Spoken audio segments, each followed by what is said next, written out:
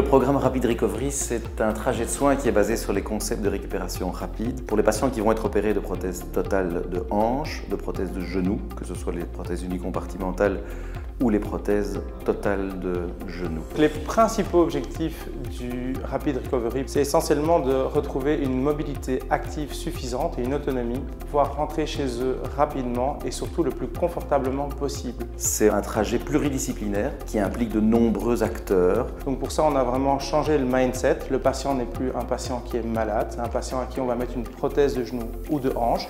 Donc le mindset du patient et de toute l'équipe au niveau multidisciplinaire est vraiment différent.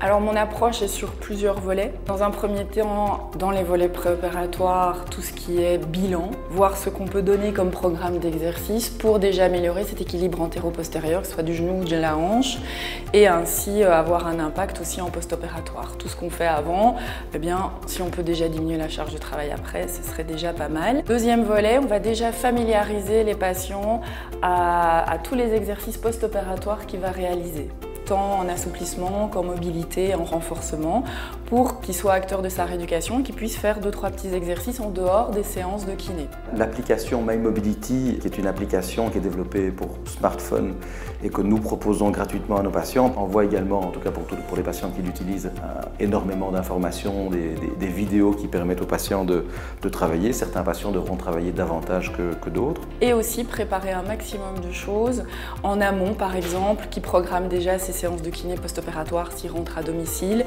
à quelle fréquence et pendant combien de temps. Comme ça, notre patient reçoit un maximum d'informations pour sa revalidation. Pour permettre une récupération plus rapide, le protocole d'anesthésie que nous utilisons permet notamment de mettre les patients debout le jour de l'intervention chirurgicale.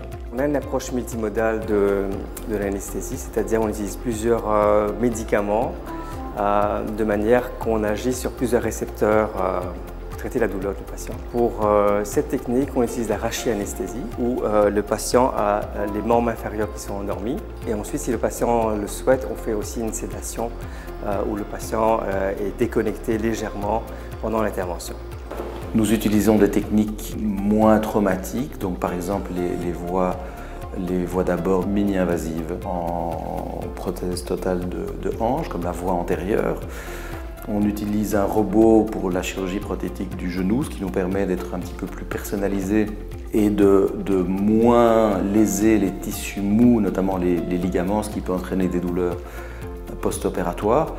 On évite d'utiliser les garrots pour la chirurgie prothétique du genou, ce qui permet une récupération plus rapide du quadriceps. Pour l'anesthésie post-opératoire, on a opté ici à l'hôpital de faire une infiltration du site opératoire à 3 endroits différents. C'est l'IA, donc Local Infiltration Anesthesia. C'est justement une demande des chirurgiens pour avoir leur patient pour qu'il puisse se mobiliser très rapidement. Ensuite vient après le geste chirurgical dans les 6 premières heures la première séance de kinésithérapie où notamment en plus d'exercices actifs et en infradouloureux un maximum, le patient sera levé et il y aura une première marche faite avec le kiné.